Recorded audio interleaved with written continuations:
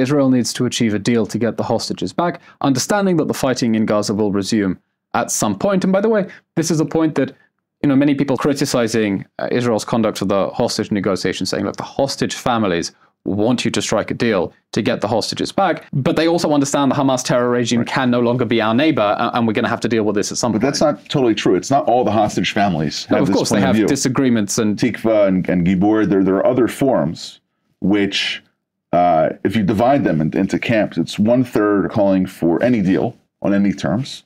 Another third are saying, we don't want a deal. We want you to achieve total victory in Gaza, and then through that we'll be able to have Hamas agree to releasing the hostages. And another third are absolutely silent. They have not taken part in the public debate on this. So when you say the hostage families, there has to be a certain amount of nuance. Hello and welcome to State of a Nation. I'm Eylon Levy. After Hamas declared war on October 7th, Israeli Prime Minister Benjamin Netanyahu declared that Israel's goal was total victory. We will settle for nothing less, he told the US Congress. Not managing this conflict, not trying to wish it away, winning this conflict. And it's a strategy that has been controversial in Israel, people asking whether it is possible to achieve those goals of bringing down Hamas and bringing back all of the hostages. But if you'd been driving down Tel Aviv's Eylon highway 2 years ago, you might be having a sense of déjà vu.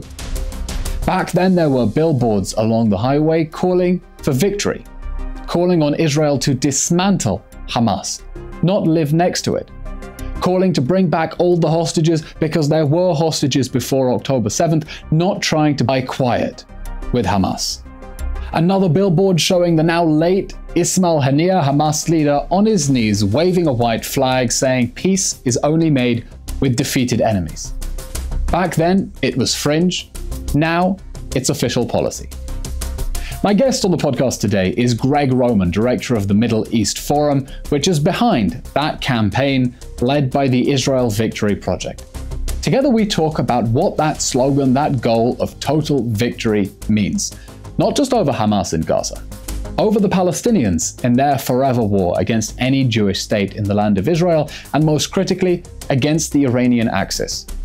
We talk about what total victory means, whether it's achievable, what it will take to get there, and what the costs will be if Israel is forced to settle for anything less. Welcome to State of a Nation. Breaking news out of Israel this morning. Shocking hostage taking. Hundreds of Israelis are dead. I want to bring in Israeli government spokesman. Eylon. What happens when the 4-day pause? How do you resolve this? Where does this go? Gregg Roman, welcome to State of a Nation. Thank you, Eylon. Greg, where are you living nowadays? Living in Philadelphia in the United States. What's the major landmark in Philadelphia? The Liberty Bell.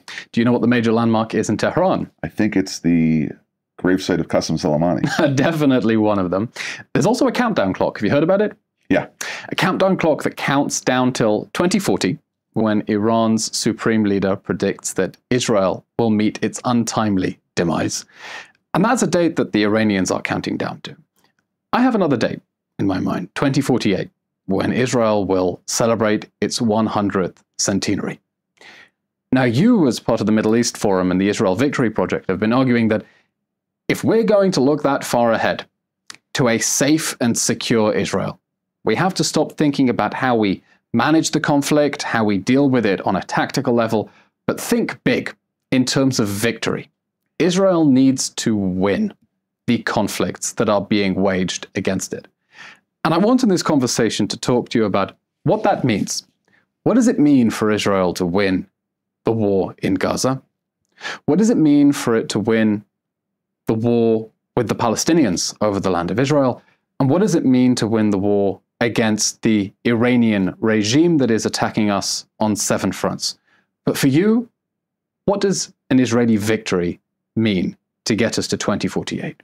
2048 will be the year that Israel has trade relations with all of its neighbors. It's the year that the Palestinians start being Palestinian and having their identity based on being who they are, rather than being against Israel and being against Jews. It's the year where Israel is able to have not just regional peace, but a regional balance of power, which is respected not by just all those in the Middle East, but all those throughout the rest of the world. In other words, Israeli victory means peace, but peace through strength. Correct. Peace through Israel being a military, political, diplomatic, cultural power in the Middle East that has forced its enemies to come to terms with its permanent existence. The definition of victory is imposing your will on the enemy. And until Israeli policymakers understand, and I still don't think they totally grasp that, even 10, 11 months after October 7th, that until you impose all of your goals, you have a strategy, which is not to stop fighting until the enemy has given up. And victory isn't when you declare that you've won. It's when the enemy has recognized that they have lost. And until we get to that point, not just with the Palestinians, but with Hezbollah, with Syria, with Iran, I don't think that Israel can truly claim total victory. And this is the point you've been trying to make through the Israel Victory Project, speaking both internationally, but also domestically in Israel to try to create a shift of perceptions. Tell me what this project has been doing. So for the past 8 years, this isn't something that came out of October 7th, but for the past 8 years, Daniel Pipes, the author of a recent book on Israel Victory and the founder of the Israel Victory Project at the Middle East Forum, had us set two goals. One was to convince Israeli policymakers that it is possible to defeat Palestinian rejectionism, the idea of samud, or resistance, against Israel being its state which it lives next to. And secondly, it wasn't just about convincing policymakers, it was about convincing the Israeli public. So the project has had a down-up approach and a up-down approach, where during every Israeli election, we had education campaigns which we led, whether it was billboards on the streets, whether it was putting a giant chicken outside the Knesset saying it's okay to not be a coward, now's the time for victory.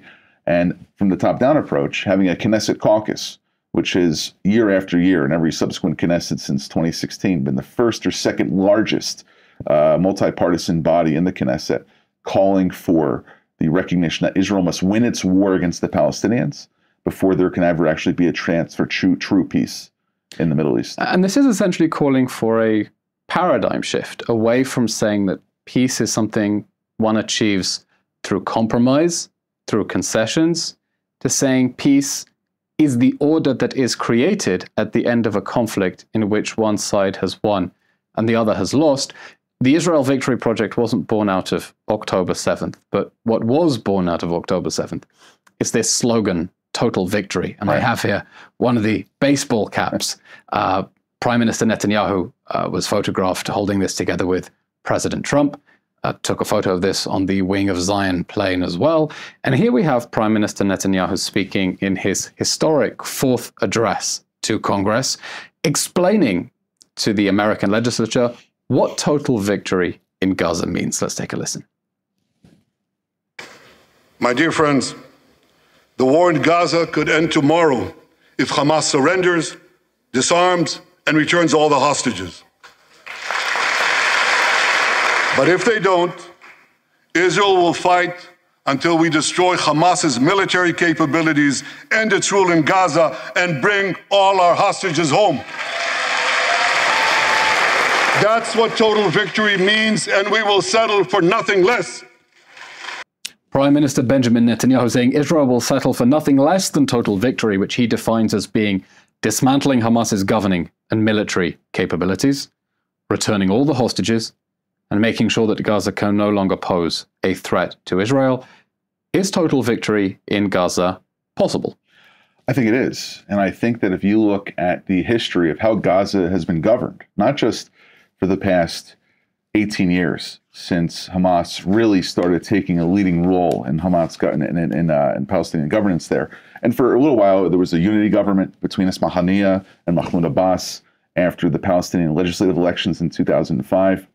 But after Hamas took total control over Gaza in June of 2007, I think what we really saw was a 17-year project by Hamas to not just solidify its control over the Palestinians of Gaza, but to firmly arm Gaza, to firmly get all of the terror groups that are there, not just Hamas, but Islamic Jihad, Popular Resistance Committees, the PFLP, DFLP. Hamas is the largest group. It is the 800-pound gorilla in the room. But there are other terror factions that have to be dealt with, too. It's not just the defeat of Hamas. It's the defeat of Palestinian terror writ large across the Gaza Strip. And I think that it is possible to get to that point, to look at how Gaza was governed in the 1970s or the 1980s, when there was this sort of Faustian bargain between Israelis and Palestinians living in Gaza.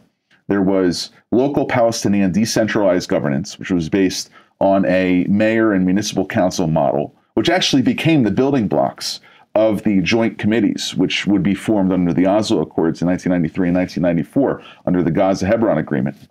But if you can get to the point where every Palestinian who was disenfranchised by a Hamas apartheid in 2007, the Minister of Energy, the Minister of Water, the head of Palestinian Health Services there, and you can convince them to come back into the role which they had prior to Hamas taking full control of the Strip, that would be the first step in having a day after scenario, which has not been addressed in any public forum by any Israeli government official.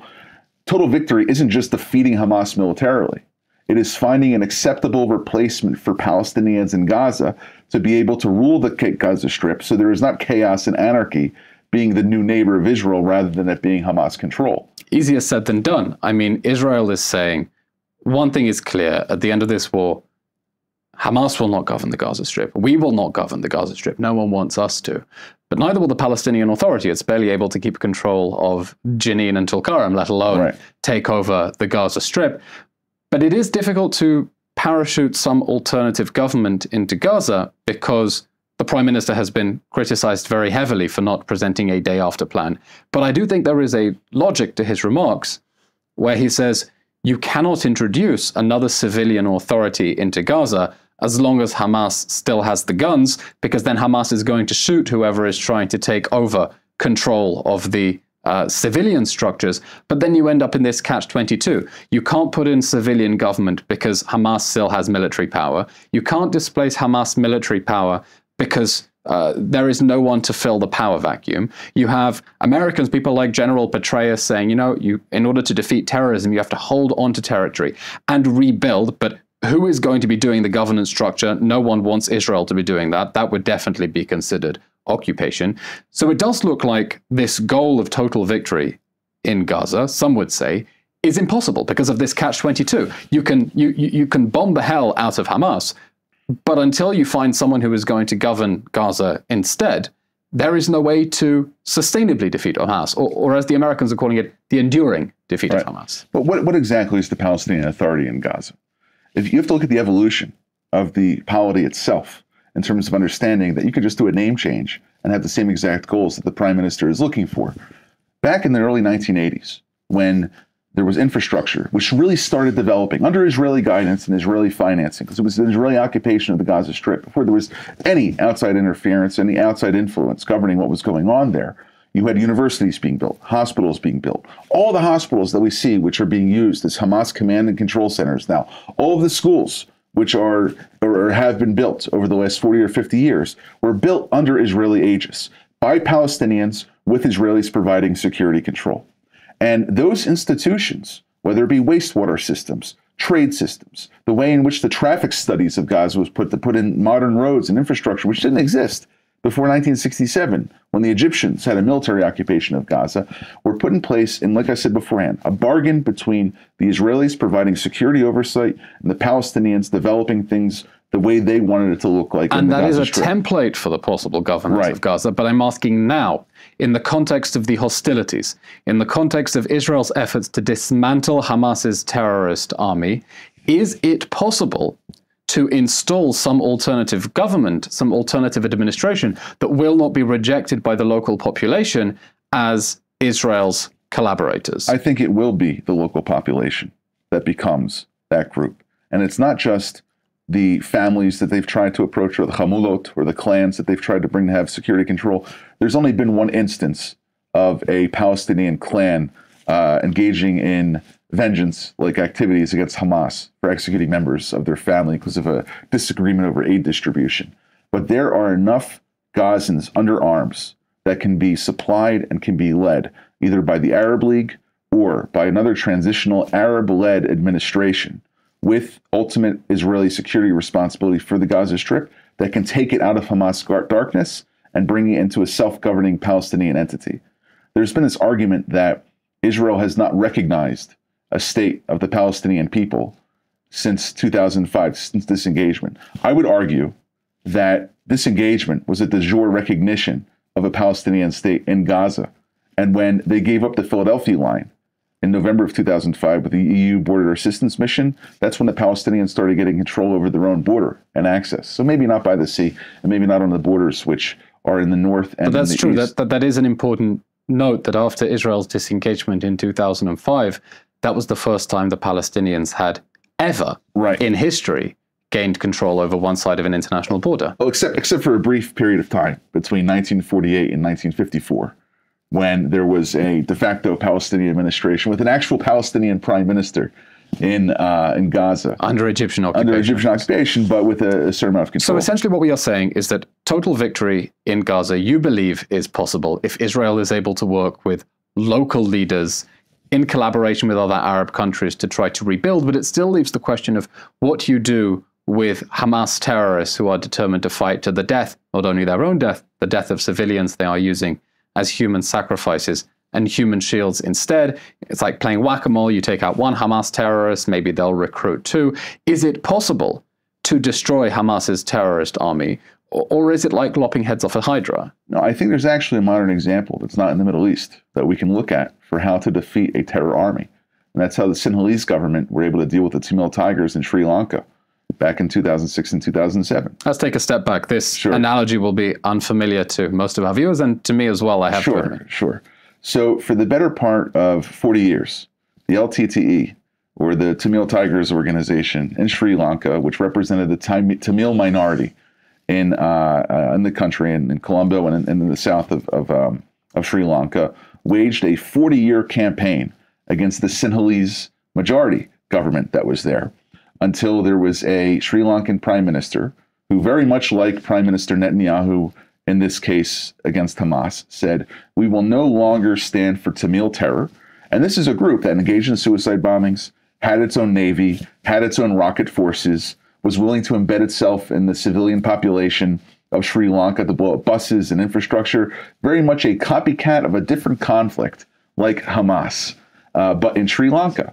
And when the Sri Lankan government and the Sinhalese majority military decided to wage a victory campaign, a campaign for total victory against the Tamil Tigers, they, day by day, week by week, year by year, were able to slowly consolidate the amount of territory that the Tamil Tigers had control over, until the head of the Tamil Tigers, very much the Yahya Sinwar of the Tamil Tigers, was stuck on a small peninsula and was literally the organization bombed out of existence. But there's a critical difference there, which is that the Tamil Tigers were a domestic terror organization, and Sri Lanka was claiming territory back for itself, not claiming territory and trying to put it in the hands of the same population that had overwhelmingly supported the Tamil Tigers. To a certain extent, the Tamils would argue that the Tamil majority areas of southern Sri Lanka were being occupied by the Sinhalese.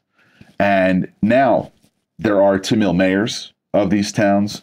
There's Tamil local municipal councils of these areas, while not having a situation where Gaza will never be part of a future state of Israel ruling over that. We, I think, both accept that there's no strategic interest in Israel returning to the Gaza Strip. And anyone who argues as such should be looking at himself in the mirror, asking if he really has the best interests of the Jewish people in mind. And there is a movement. I mean, let's be honest, there is a movement to try to resettle Gaza, something Prime Minister told Congress is absolutely not on the agenda. And I think unacceptable.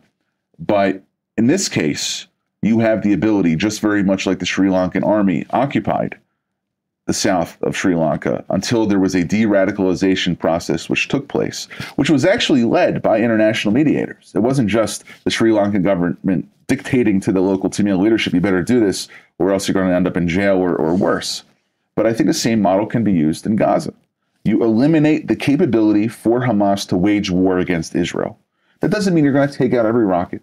Doesn't mean that you're going to eliminate every destructive device that they have or every AK-47 that they might use in an attack.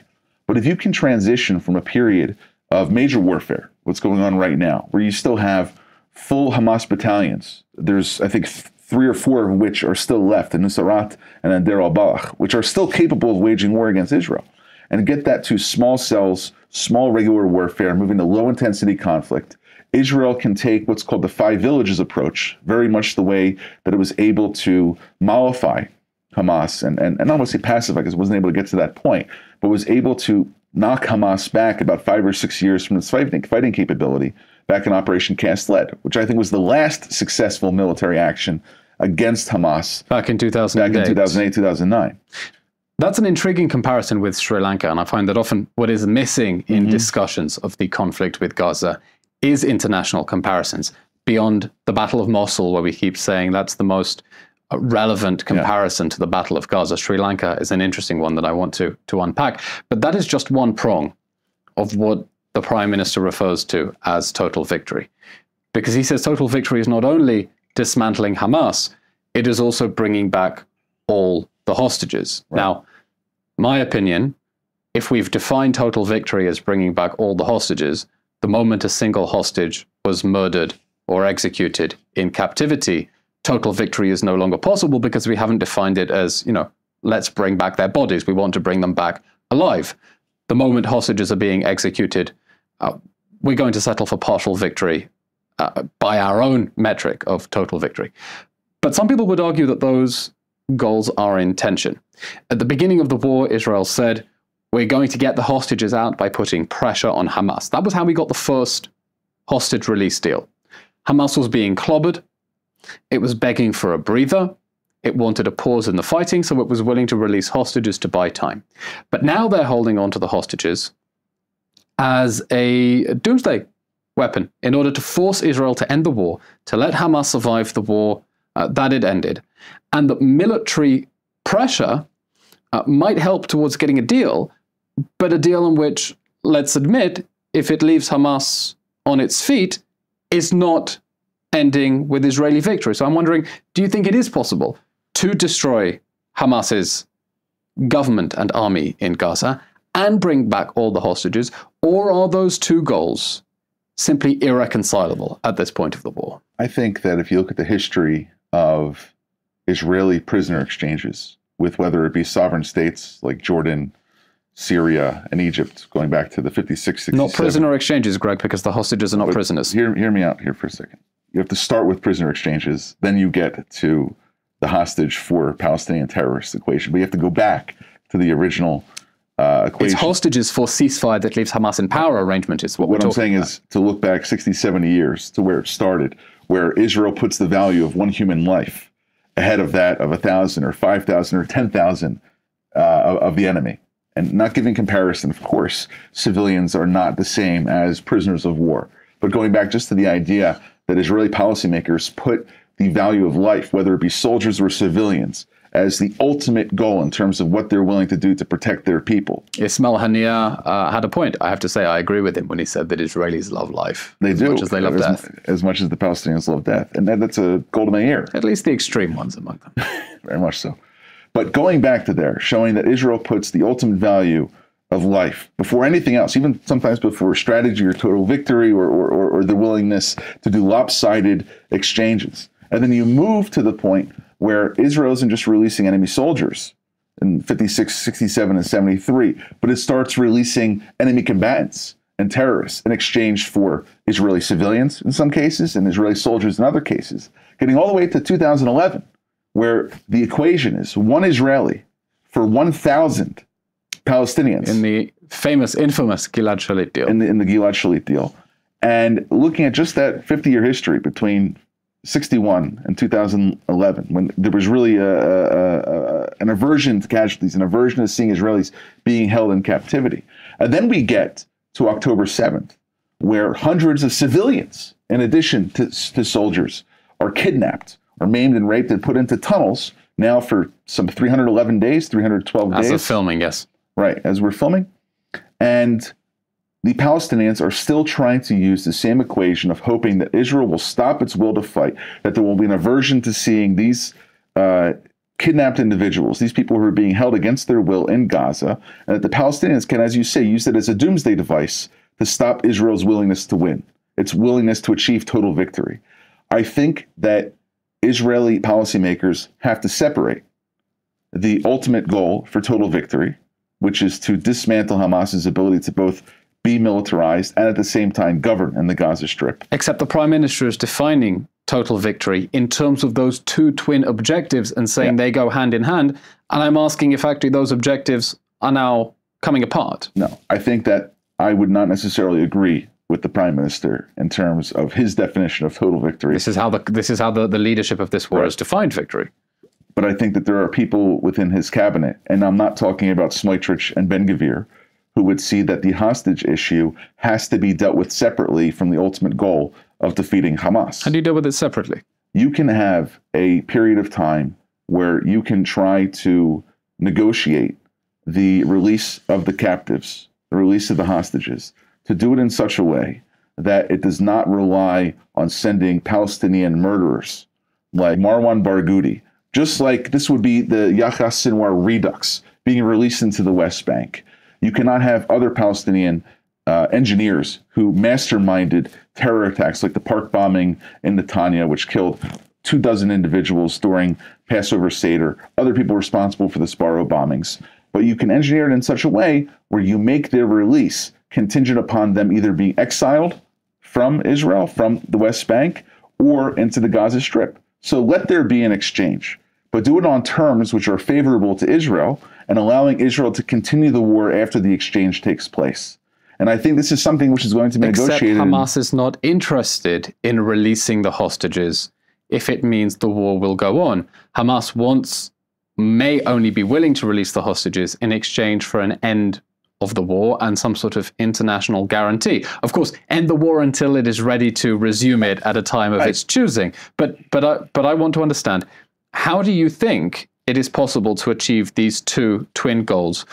Or does the government have to be honest with the Israeli public and say, these goals are in contrast? If we want to get the hostages back, that is going to come at the cost of dismantling Hamas, and that's just a price we're going to have to pay to get back those poor people from captivity. I think as much as Hamas engages in deception, and as much as they engage in chicanery in terms of their dealings with Israel, it's okay for Israel to also engage in deception and misinformation and being able to engage in such a way that if the hostages were released and then Israel found one single reason, one bullet left the Gaza Strip, that they would use that as their rationale for going in and finishing the job. I understand. So you're saying essentially Israel needs to achieve a deal to get the hostages back, understanding that the fighting in Gaza will resume at some point. And by the way, this is a point that, many people say, criticizing Israel's conduct of the hostage negotiations, saying, look, the hostage families want you to strike a deal to get the hostages back.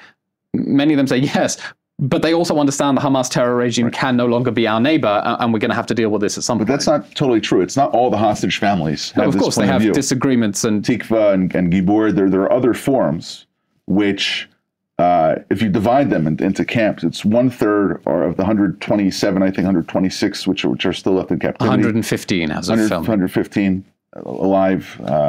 We're not sure of the bodies. We don't know. But a third are calling for any deal on any terms. Another third are saying, we don't want a deal. We want you to achieve total victory in Gaza. And then through that, we'll be able to have Hamas agree to releasing the hostages. And another third are absolutely silent. They have not taken part in the public debate on this. So when you say the hostage families, there has to be a certain amount of nuance. But at the end of the day, I do not think that the fate of 115, 116, 117 Israelis can guide the decision-making of the Israeli cabinet to be able to permanently put an end to the threat that Hamas poses, not just from Gaza, but also from the West Bank, from Lebanon, and from any other area of the world in which they're present. They have to put the goal of defeating Hamas ahead of the goal of releasing the hostages. I don't think there is any scenario in which Israel can say, look, we know the hostages are being starved and tortured and raped and executed, but hey, that's just a cost we're going to have to pay, a sacrifice we're going to have to make, that they'll do whatever they're doing to those little Bibas children because we have a big military goal. I think we have a moral imperative to get the hostages out, and then one way or another, if it takes, a year or 5, bring down the Hamas terror regime, because we need to get those hostages back to their homes and able to sleep safely in their beds, knowing that Hamas will not abduct them again. But I want to take you back to the early days of the war, because something extraordinary happened. Whenever there is a conflict, there is international pressure immediately to de-escalate, reach a ceasefire, restraint. Something different happened on October 7th, which is some countries, not the world, not even the free world, we mustn't overstate the support we had around the world. Certain free countries wanted Israel to win this war. They'd never said that before. Here is Prime Minister Rishi Sunak of the United Kingdom speaking next to Benjamin Netanyahu just days after the October 7th massacre. You describe this as Israel's darkest hour. Well, then it's for me to say I'm proud to stand here with you in Israel's darkest hour. As your friend, we will stand with you in solidarity, we will stand with your people, and we also want you to win. That was extraordinary. The Prime Minister of the UK saying they wanted Israel to win this war. And then there was a period when our allies found ways to phrase it differently, so they would say they want Israel to win without saying they want Israel to win. I'm thinking of the European Parliament resolution and a statement by the leaders of Canada, Australia and New Zealand saying they want a ceasefire, but it must be given that the hostages are returned and Hamas is removed from power, essentially saying they want Israel to win. And then we've come all the way to a point where they're saying, listen, just end the war, end it now, get the hostages out, but Hamas is still going to govern the Gaza Strip. The Hamas terror regime will be your neighbor, even as it promises to do. October 7th, again and again, even as it says it has no regrets for October 7th. And I'm wondering, why do you think, at the beginning of the war, certain democratic allies realized it was in their interest for Israel to win this war? And why do you think they forgot that, lost sight of that, or got intimidated out of that, or changed their minds and went from saying we want Israel to win to essentially saying we want Israel to lose?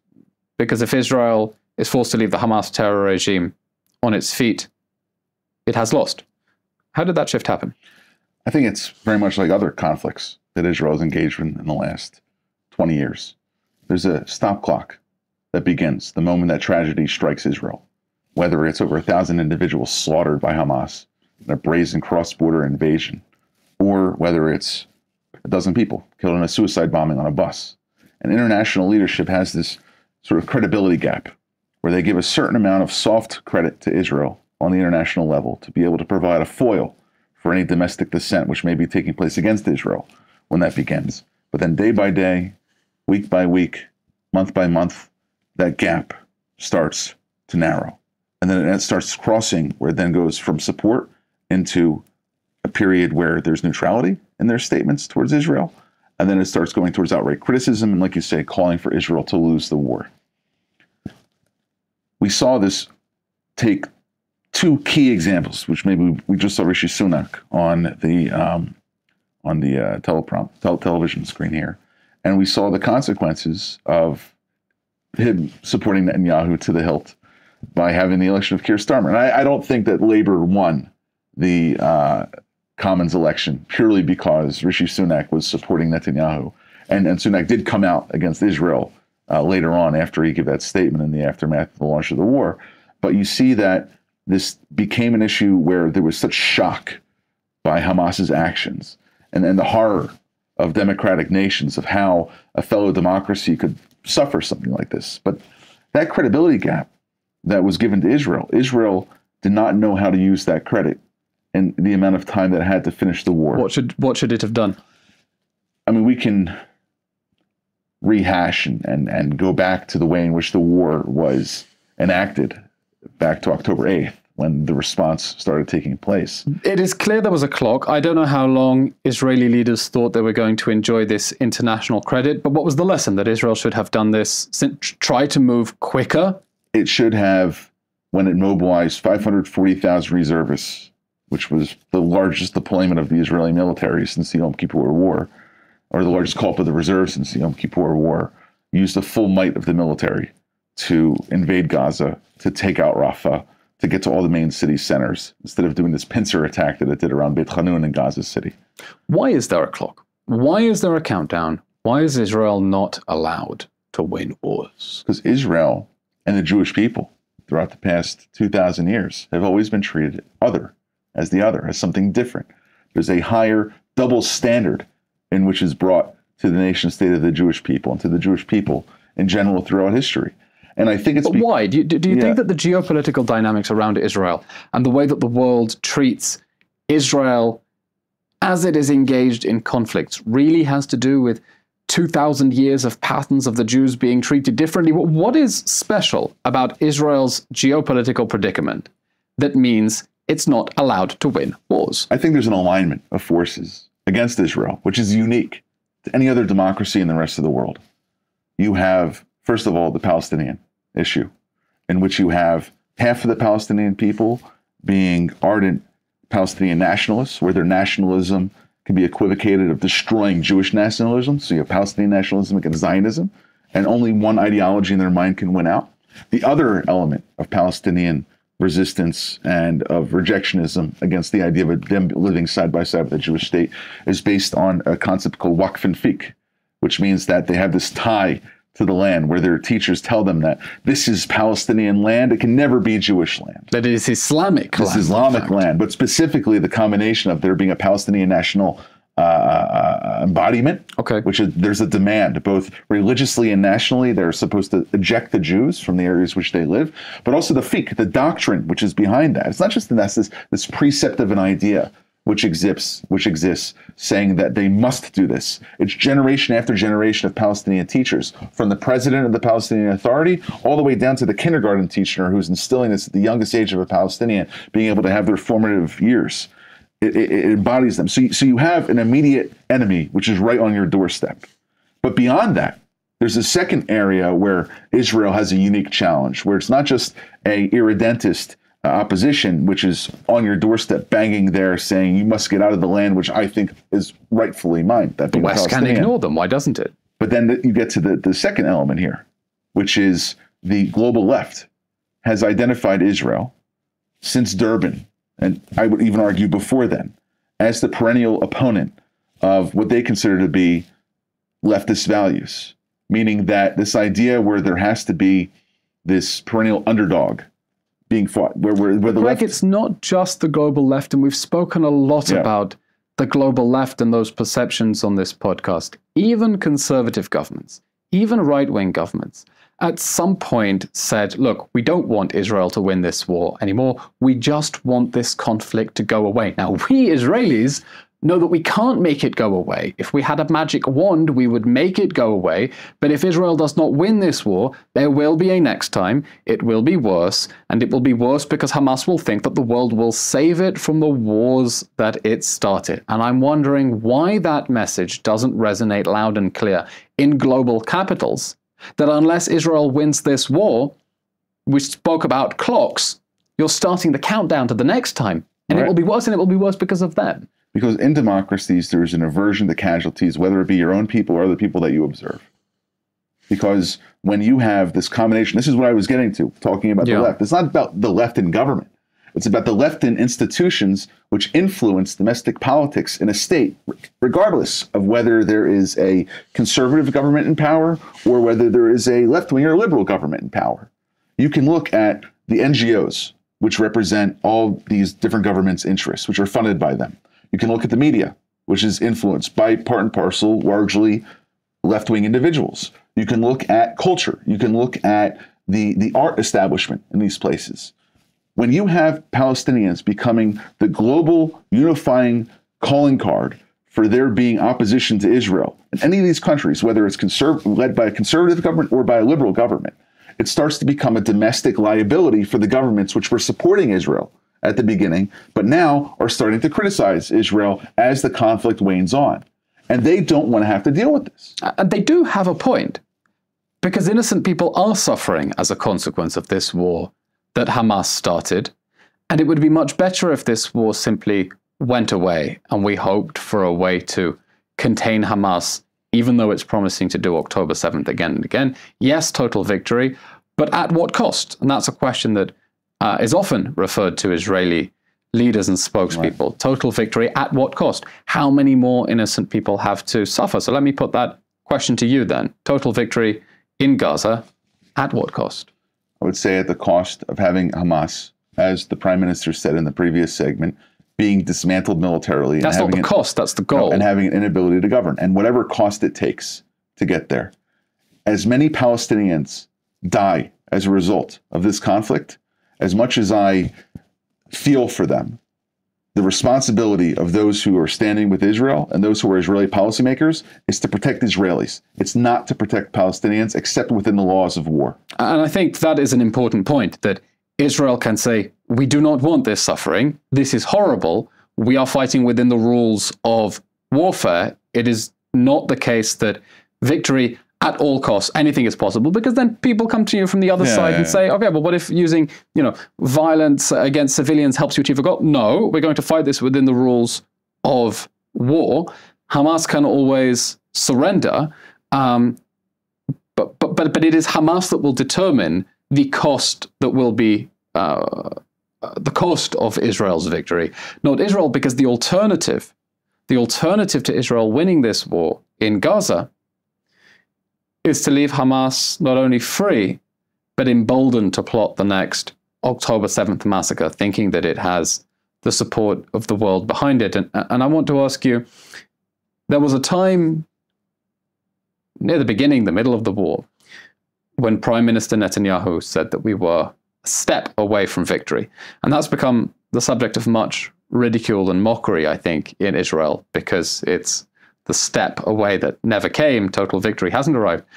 I'm wondering, when he made this point, and we had these hats, total victory, popping up around the place, do you think we were a step away from total victory and something went wrong, or was that just wrong?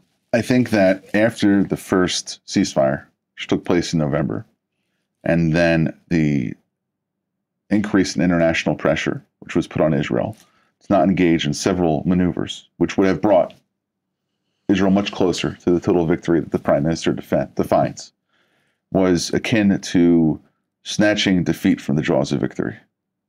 And I think that the hesitance that was exhibited in not going into Rafah and not sealing off the Philadelphia perimeter, under immense international pressure not to do so, led Hamas to be able to reset all of their defense arrays, to be able to get back within the civilian population, to be able to have control over neighborhoods, which were essentially casting off Hamas.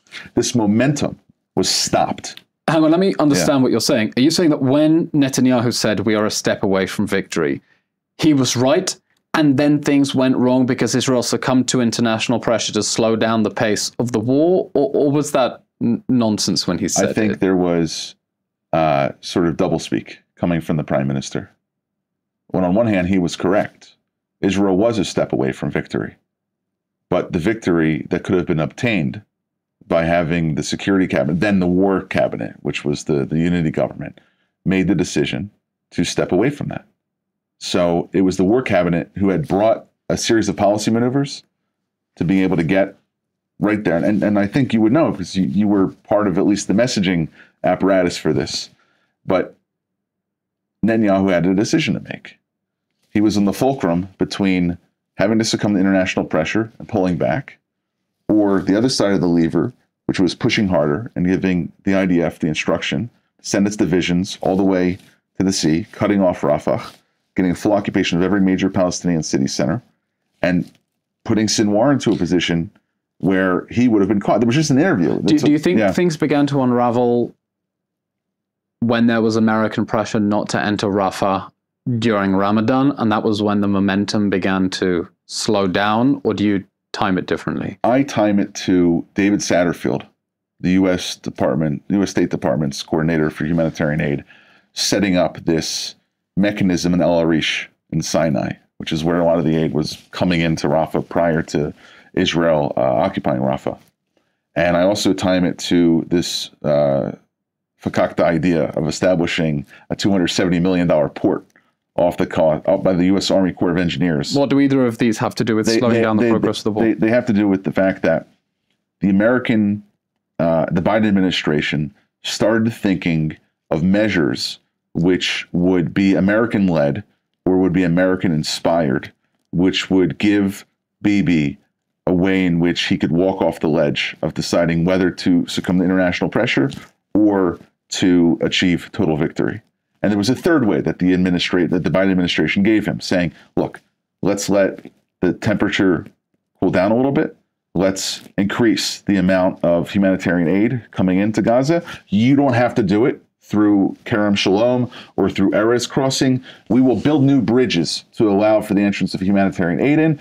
All we're asking for you is to hold off on your incursions into Gaza from the full occupation of the Gaza Strip. And I think that the Prime Minister saw that third option of not having to succumb to international pressure, not having to go all the way towards total victory, but saying, look, the Americans have come in, they've asked me to take a cooling off period before we re-engage and try to truly defeat Hamas. And the fact that he took that option is something that I think strategic mistake. It was a strategic, not just a mistake, it was a strategic failure. And I think he may have had pressure from Eisenkot and from Gantz, but no one will really know that until there's a state commission of inquiry into not just the events leading up to October 7th, but also the conduct of the war. Which there must be. Of course. Greg, let's look ahead and let's assume, please God, Israel is able to get the hostages home. Right. Please God, Israel is able to destroy Hamas's government and military infrastructure and place some other civilian administration. We're still not there because the Prime Minister has defined total victory as being destroying Hamas, bringing back the hostages, making sure Gaza can never pose a threat. And within that, he said, the peace between Israel and Gaza depends on the 3D vision. Destroy Hamas, demilitarize Gaza, de-radicalize Palestinian society. And Israel recognizes that it will not be possible to stamp out the threat from Gaza as long as Palestinian children are being raised on a diet of jihad and indoctrination and being taught that their goal in life is to wage a forever war and violent struggle against Israel. You have to de-radicalize them. Now, some people will come and say, how do you expect them to be de-radicalized if you keep bombing them? I would argue, well, I would expect that if their leader's strategy has brought them to this decision, I give them more credit than Western diplomats do in their ability to say, well, clearly this strategy of a forever war against Israel has led us to disaster. We need to rethink and change course. But do you think it is possible to de-radicalize Palestinian society when it is not Hamas that is radicalizing them? It is schools that are funded by the United States until it froze its funding to UNRWA, the European Union, Norway. How do you de-radicalize Palestinian society when it's supposedly our allies that are indirectly radicalizing them? Yeah. I don't think you're going to have Gaza de-radicalized using a democratic antidote to the radicalism problem. I think what you need in Gaza is a Palestinian strongman, someone who's willing to rule with an iron fist, to have a cooling off of relations between Israel and the Palestinians. I will never expect the Palestinians to love Israel, but I will expect there to be a certain array of government in Gaza, very much like in Egypt or in Jordan, where there's Palestinians that respect Israel but do not love it. That's what my definition of de-radicalizing is. When they focus on being Palestinian, they complain about the neighbor across the way, but they can trade with them as long as they... What do we do about UNRWA schools? What do we do about the fact that the whole education system in Gaza is geared towards glorifying jihad and violent struggle against Israel? It's not just that. We released a study last week at the Middle East Forum where we looked at the amount of times that UNRWA, which according to its mandate is supposed to be neutral in its treating of the conflict,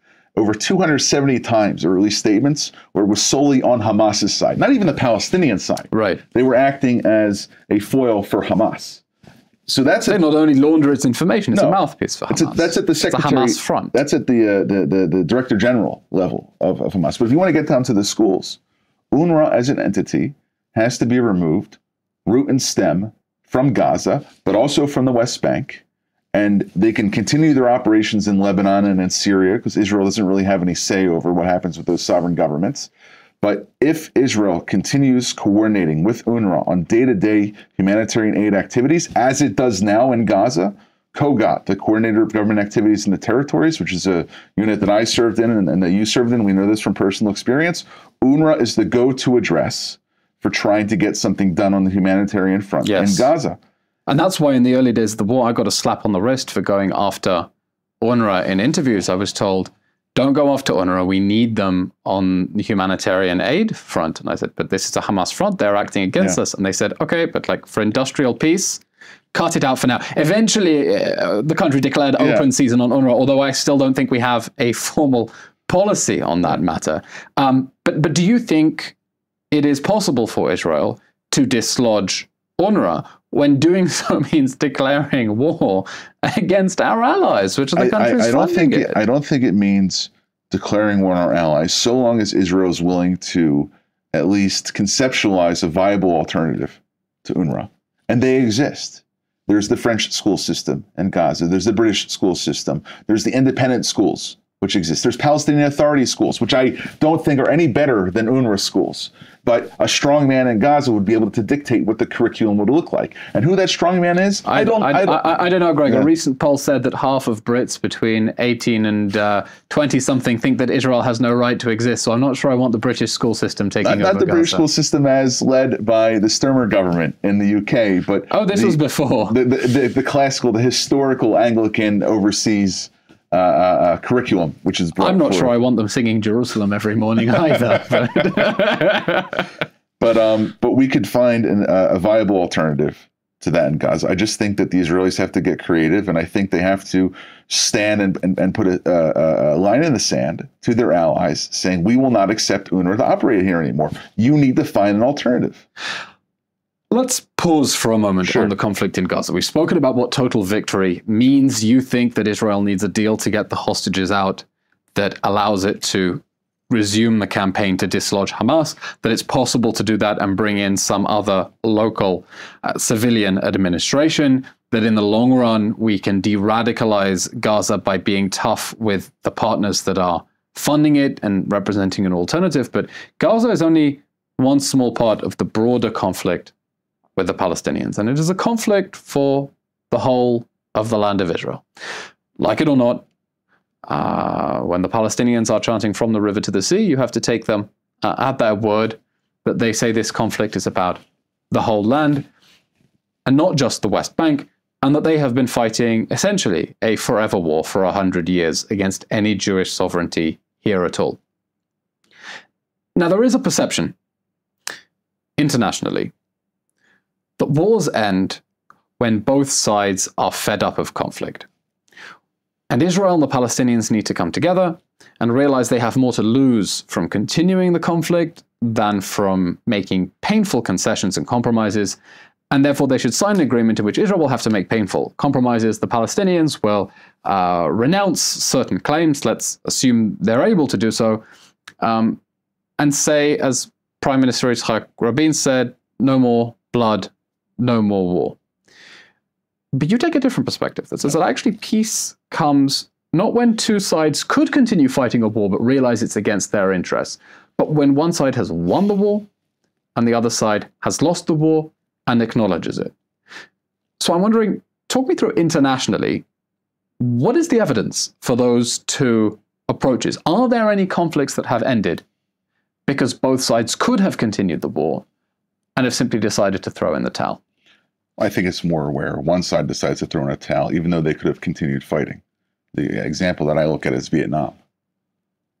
The U.S. government, from the end of the French occupation of Indochina to the division of North and South Vietnam between Ngo Dinh Diem in the south and Ho Chi Minh in the north, had U.S. military advisors first deployed by Eisenhower in the late 50s, and then under Kennedy and the McNamara plan in the early 60s, expanded the U.S. imprint all the way until we got to Johnson and the Gulf of Tonkin resolution, where we had over 500,000 Americans deployed in Vietnam.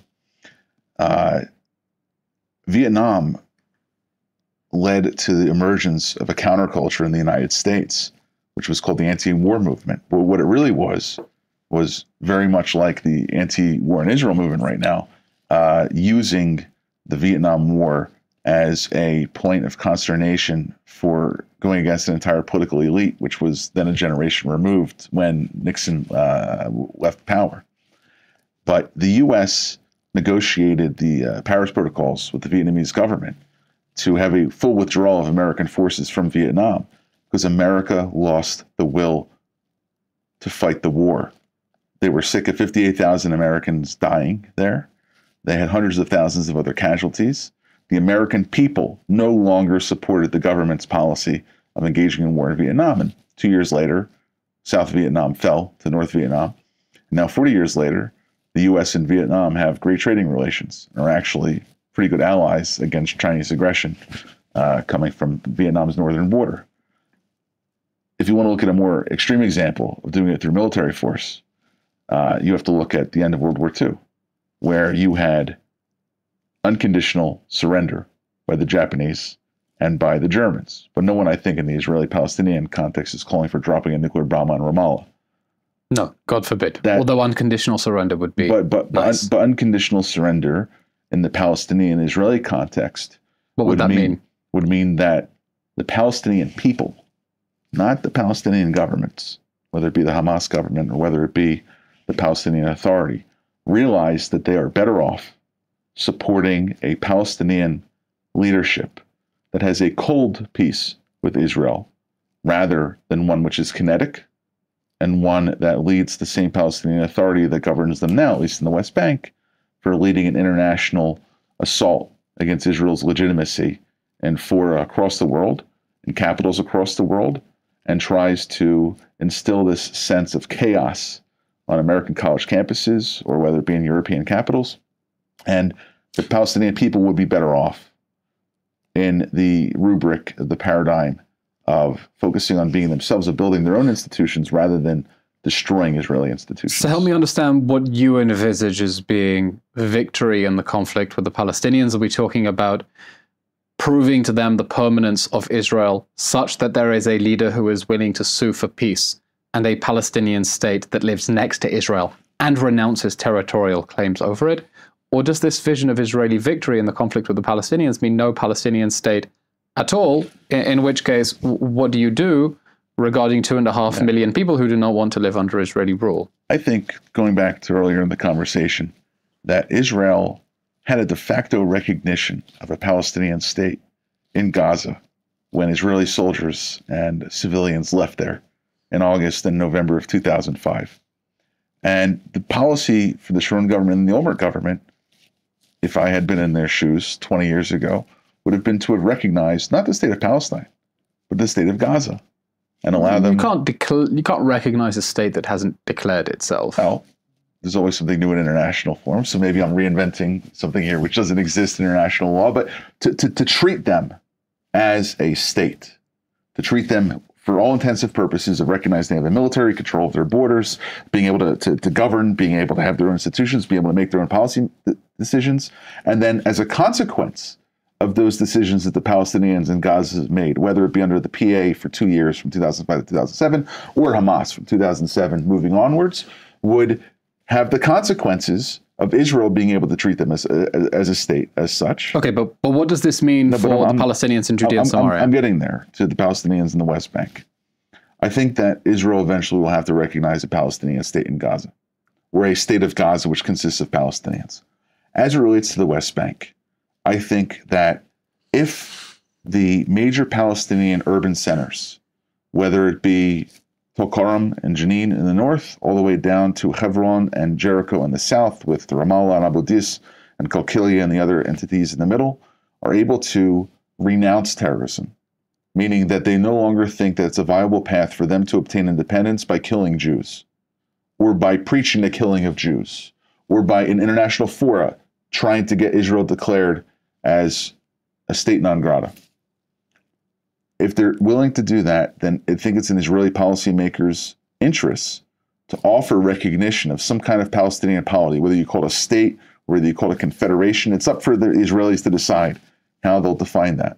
But they have to understand that the carrot at the end of the road to rejecting rejectionism is them being able to govern themselves. Well, why not just, call it quits and go for a peace arrangement now, before Israel has won? Allow the Palestinians to call for a peace arrangement? Because I don't think they're capable of governing themselves right now. I mean, nobody's talking about the powder keg that's the West Bank.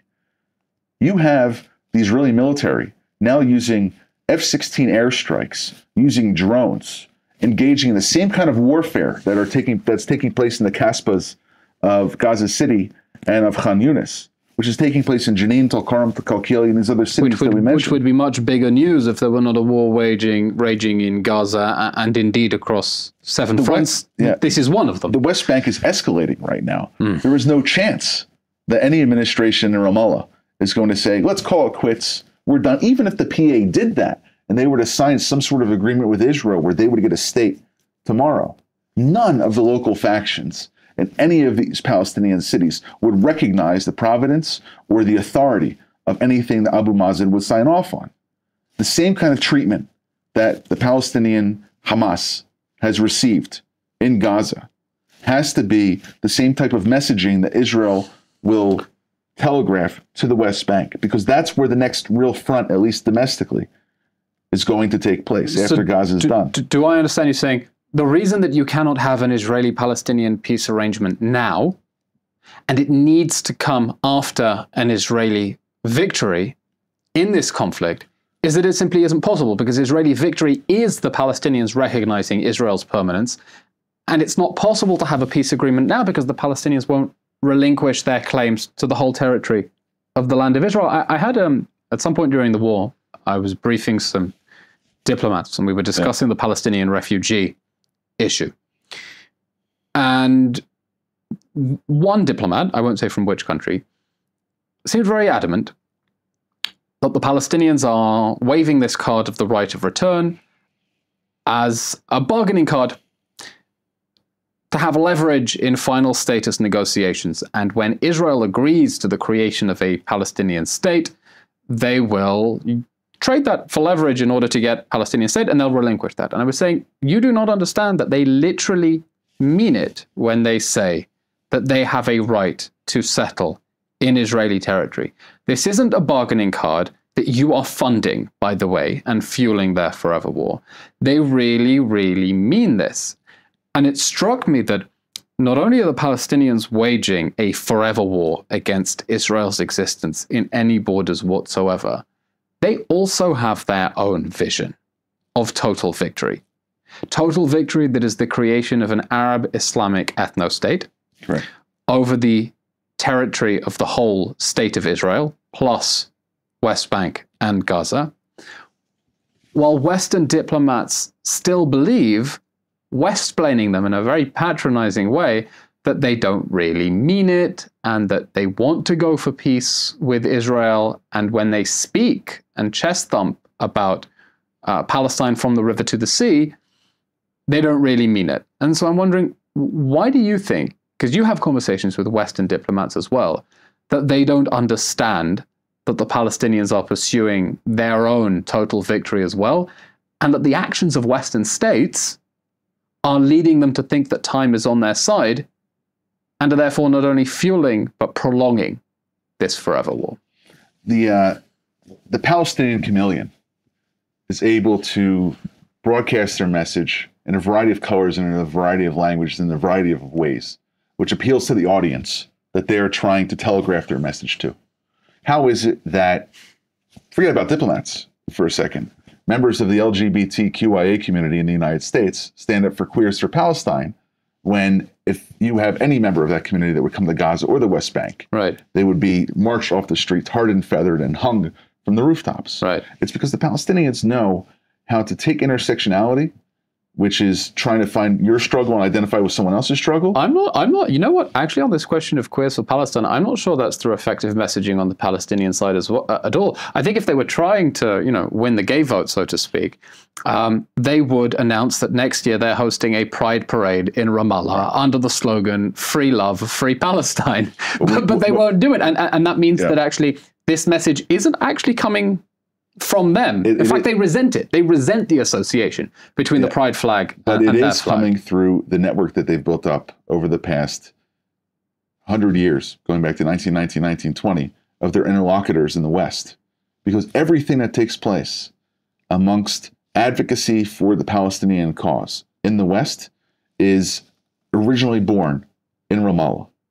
It comes out of individuals who identify as Palestinian, who have a certain amount of adherence to whether it be the Hamas ideology, the Fatah ideology, the PFLP ideology, and those same individuals who wage war, kinetic war, against Israel in the West Bank and Gaza, have their allies and are part of a vast messaging network, which has continuity when it crosses outside the West Bank and Gaza and into the West. They've been very good at Hamas Bara. Yeah. I'll get back to the question. Why does the West not realize that the Palestinians are pursuing a form of total victory of their own in a forever war, and that their actions are fueling this conflict rather than helping us solve it? This is the point that I was getting to of the Palestinian chameleon. They know how to frame their message to the selective listening of Western diplomats.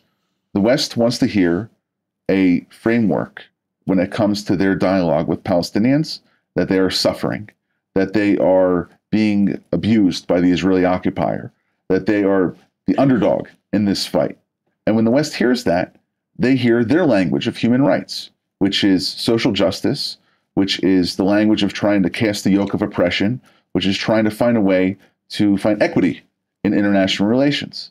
So when you have the Palestinian message meeting what the West wants to be able to listen to, and they're able to find contiguity between what the West wants and what the Palestinians say, they don't care about the narrative associated with anything else. Because yes, they'll acknowledge that there are violent Palestinian groups, but they're the minority. It's really the true suffering of the millions of Palestinians that the West has to be appealed to. And they cannot find a way to bifurcate what is this alleged Palestinian suffering, and at the same time, the fact that the suffering is taking place because of the Palestinian leadership. And until they recognize that, I don't think we have any hope of achieving any kind of solution to the conflict, as long as the West is accepting this Palestinian doublespeak. So how do we affect this change from a situation in which the West is fueling the Palestinians' forever war by not understanding that they want total victory over Israel, even though it's literally what they're saying, to having Western support for an Israeli total victory, which means forcing the Palestinians to come to terms with Israel's permanence? How do we make that shift? I think that Israeli messaging has focused primarily not to the Palestinians, but to the West about the Palestinians. And I think that there has to be more influence type operations which take place where Israel speaks directly to the Palestinians in Arabic, has local district coordination officers who just as an anecdote, and I think that you might be able to relate to this. Whenever any Palestinian, any town which has a certain nominal amount of autonomy from the Israeli army seeks some sort of service from the Israeli government, they are asked to approach Israel in one of the 8 district and coordination offices, which are adjacent to every major Palestinian city center. If you want to get a permit to travel to a hospital in Israel, if you want to leave Israel, cross the Allenby Bridge, open up a new factory, whatever else it is. As the Palestinian, you must go and visit the Palestinian. And the only time that Israelis engage with Palestinians in their own towns is during a military operation, looking for a terrorist, looking for illegal bomb-making materials, trying to chase someone down who was involved in a violent car accident. But if Israel were able to take its prowess in managing Palestinian lives in the West Bank, as it's perfected to an art form now, and I'm not proud of stating that as a fact, but was able to engage affirmatively, positively, and with the purpose of trying to influence Palestinians on their own turf, visiting towns, having more projects go in line with trying to give them an incentive to cooperate with Israel, and saying, if you do not cooperate with us, this will lead to negative consequences. That was the conception that led us to October 7th, the belief that if you create more commercial projects in Gaza, you give them something to lose. Not talking about commercial projects. And Israel didn't do it. What they did was they had a transactional relationship with Hamas, saying, we will leave you alone and let you manage your own affairs if you will give us peace and quiet and not launching the rockets. I'm talking about a much higher level of civil reconnaissance on the Israeli side, where they fragment the Palestinian population into 2 groups. Those who are willing to report on Palestinians planning violence, the Mashtapim, those individuals who are willing to act as collaborators, to incentivize that. I'd like the Israelis to fracture the Palestinian public into making them realize that If you cooperate, things will go good. If you don't cooperate, your town is going to potentially end up looking like Gaza if you launch violent actions against us from where you're coming from. And I know that's a pretty high bar in terms of what I'm calling for right now. But at the same time, the Palestinians don't seem to realize that there is a consequence for killing Jews. And it's not just about housing demolitions. Oh, there are consequences. They get stipends from the Palestinian Authority, helpfully funded by European taxpayers. Pretty darn good consequences, I would say. That has to be reversed. And Israel doesn't spend enough time talking to Palestinians about what could be the dire consequences, which might impact them if they continue in their irredentist behavior towards Israel. Israel has to turn up the flames in the West Bank and do it on its own time and its own agenda, rather than waiting for an attack to come from the West Bank and to respond to it. Turning up the flames is literally playing with fire, but we've spoken about what victory would mean in Gaza.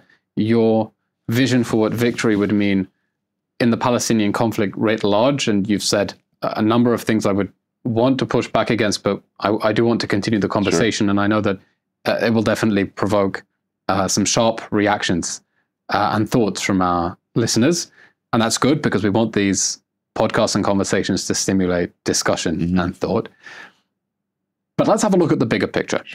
Because the conflicts with Gaza and with the Palestinians in the West Bank are only 2 of the 7 fronts in which Israel is being attacked by the Iranian regime and its proxy armies. We say 7 fronts, 8 including attacks on Jews in the diaspora, 9 including the front that Iran is trying to open up through Jordan, 10 if you include the Taliban, 11 if you include the alliance with Pakistan. Okay, it gets bigger and bigger, but let's say 7, okay? We are under attack by the Iranian regime and its proxy armies on 7 fronts. We want not only to establish deterrence against their proxy armies, against this ring of fire, and say, don't you dare attack us. We have to start rolling back the Iranian imperial project. What does total victory look like in the context of Iran's regional war against Israel on 7 fronts? You have to look where we were before Iran got to this point today, maybe back to 2003 or 2004. When they decided to halt their nuclear program after President Bush ordered the American invasion of Iraq in March of 2003, Iran chose a different strategy of trying to cause inconvenience for the West in the Middle East. The strategy wasn't just aimed at Israel. It was on any Western influence which was taking place in the Middle East, and afterwards any Sunni influence which was taking place in the Middle East.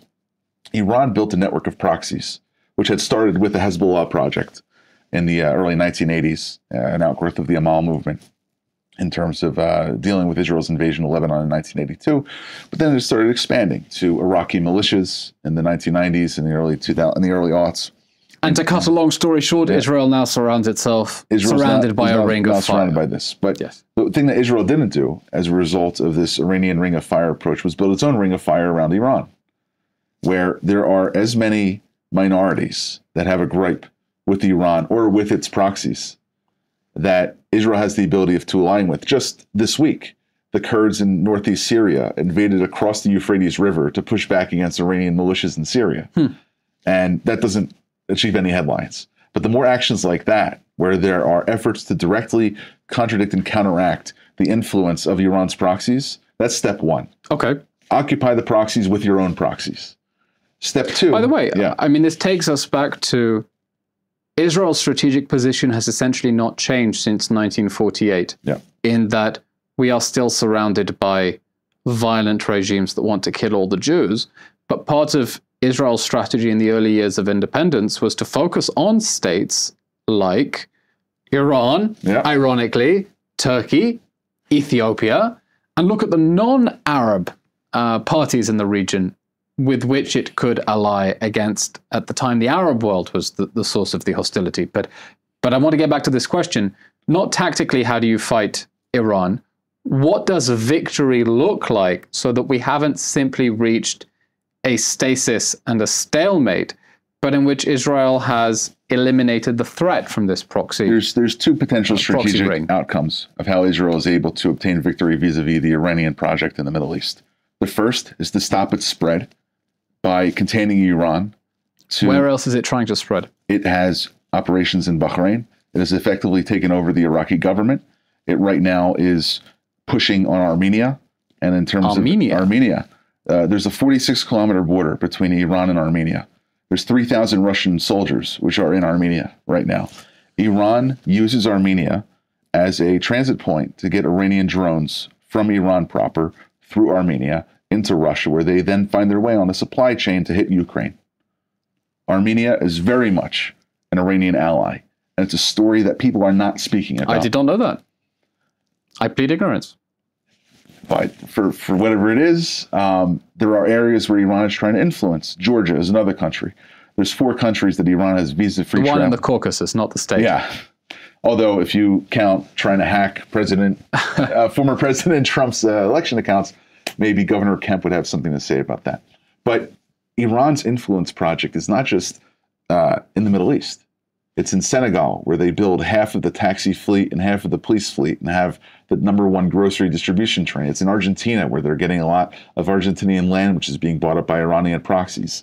It's in Austria and Germany, where the 2 main centers of Iran's military intelligence agency, which is shut down by the German and Austrian governments. A victory against Iran is stopping all of these centers of Persian and mullah influence operations and basically hermetically sealing any sort of influence activity that they have and limiting it to just Iran itself. I think that once you do that, you can at least deal with them in the soft power context. But there's a second element to this, which is not just trying to dissuade and deter Iran from obtaining nuclear weapons and from engaging kinetically through its proxies or directly through its own missile project against Israel and Israel's allies. It's finding a way in which to take the great anger of over 90% of Iran's populace in some polls, which have different results depending on how you are able to do the analysis, and to turn that anger in Iran against the regime. And I think that regime change in Iran is not something that Israel or the United States or any Western country or enemy of Iran can activate itself, but it has to be able to provide support to the Iranian opposition, not just to those which claim to be the flag bearers of the Shah or other parties which left Iran in 1979, but to those individuals within the country itself, very, very much day in and day out fighting against the regime. And it's not about minority groups that are doing this. It's not about supporting the Azeris or the Kurds or the Baluchis or the Lurs or the Iranian Arabs who now feel disenfranchised because there was no Arab minister in the new government from the new Iranian president. But it's about looking at bread and butter issues. It's recognizing that there are no unions allowed in Iran. So you create workers' committees, like in 2019. The bus drivers working committee in Mashhad, Iran, stopped Iranian transit and traffic for the better part of 3 months because someone from some country, which we don't know who it was, set up a strike fund in the Iranian version of PayPal and paid bus drivers a wage, which forced the local authorities there to change the way in which their salaries took place. Interesting. There's the transit hub in Rasht, which is a major rail hub between Iran and Azerbaijan. Iran has to import something like 90% of its refined petroleum products. And even though they're amassed in hydrocarbon resources, they have to import all of their gasoline and everything else. If you were to have a workers' committee of rail and freight workers in Rasht, who already feel disenfranchised because Persians are seen by Azeri minority Iranians as being racist against Azeris. There's an ethnic conflict there, but forget about the ethnic conflict for a second. If you see that the Azeri workers and the laborers there are being treated as second-class Iranian citizens, and you take advantage of that socioeconomic wedge that exists there, you can start creating discontent. In 2 words, then. Sure. Regime change. Non-kinetic coercion. Which seems like a fancy way of saying regime change, or were we not on the same wavelength? No, it's not the same wavelength. Because it's not as if though you can remove the Ayatollah and then everything goes the way of a maybe illiberal democracy. Because it would look like without the Islamic Republic, without the Ayatollah regime, there would be no funding to the militias that have made life a misery for so many in the Middle East and that exist for the goal of permanent attrition against but Israel. Some people, when they say regime change, they think of Iraq, and they think of the de-Baathification process, which took place. I think that there are hundreds of thousands of Iranian government workers who do not owe their allegiance to the mullahs. I think that the Iranian army, to a certain extent, which is different from the Islamic Revolutionary Guard Corps and the Basij militias, which is able to have that iron grip on the levers of power in Iran, you'd still have to be able to have a semblance of a fighting force. I mean, put all these issues of the Ayatollahs on the side, Iran still has a lot of regional issues which require it to have a standing army. So instead of focusing on this idea of regime change, I think that there's a change in leadership. When you talk about the regime, you're going all the way down to the roots. I'm saying you have to remove the Islamists in Iran, and you have to replace them with Persian nationalists. That's what I would argue for. The return of the Crown Prince. I don't think that there is any rife or rank agreement in Iran itself of having the Shah of Reza Pahlavi or any of his progeny coming back to rule over the country. Whatever Iran looks like after the leadership is gone will be a conversation for Iranians in Iran to have, not for those members of the opposition who are outside the country claiming to have some sort of providence of how the next generation of leadership will look like. That's the mistake that the United States made in Iraq, bringing in Iyad Allawi and Chalabi and these other Iraqis who had been living in the United States for 30 years, thinking that they knew what Iraq of 2003 was akin to Iraq of 1973. But this is not a task that, I mean, you know, powerful as Mossad is, Israel could possibly achieve on its own. And that means that the goal of victory over the Iranian regime and its proxy armies is something that must be done in tandem with other regional partners that also fear and despise the Iranian regime. And so just to conclude, if I bring us back from the big map of the Middle East down to Gaza, how do you see victory over the Hamas terror regime in Gaza, far from blocking cooperation with Arab partners, in fact opening the door to broader cooperation between Israel and Arab parties that also want to roll back the Iranian imperial project? I think that Sunni Arab states, four specifically, Saudi Arabia, the UAE, Egypt, and Jordan, have to be invited to an Israeli table, very much like took place during the Negev Forum, which was an outgrowth of the Abraham Accords, to be asked... When it was amazing to see that photo of the foreign minister shaking hands. Right. This forum, which exists, which still has agreements which are in place, can be used to start setting the table for what a day after scenario in Gaza looks like. And those conversations are taking place privately, but I think that it would behoove Israel to try to create a forum where they are willing to give a lot of the policy direction and the makeup of what a future Gaza will look like, to give that responsibility to their partners. And I think that if Sunni Arab states, with those four that I mentioned leading the way, are able to help set the direction of Palestinians in Gaza in a future context, and Israel acquiesces to that, I think that that could set the table for then taking on a much larger project, which is mollifying and neutralizing the threat that Iran poses, not just to Israel, but to the rest of the Middle East. And so if I take us back, or rather forward to 2048, how confident are you that Israel will have won the conflicts that have been declared against it and will be living safe and secure in the Middle East? Israeli policymakers listen to the recommendations of the Israel Victory Project and the Middle East Forum, I think we'll be very confident to celebrate that centenary. Gregg Roman, a fascinating conversation about what victory means and what the costs would be in Gaza, the broader conflict with the Palestinians, the broader conflict in the Middle East, where Israel finds itself under attack by the Iranian regime and its proxy armies on 7 fronts. A provocative episode, a lot of food for thought, and I look forward to seeing comments and feedback from our viewers as well and how they engage with the issues that we've raised here. Gregg, how can people follow you and the work of the Middle East Forum and the Victory Project? So the easiest way to follow us is by going to meforum.org, which is our website, and to follow us on Twitter at meforum, or X, at any form. Are you also active on social media? Not really that much. Okay, so no TikTok challenges for our holders. Gregg Roman, thank you very much. Thanks for coming to State of a Nation.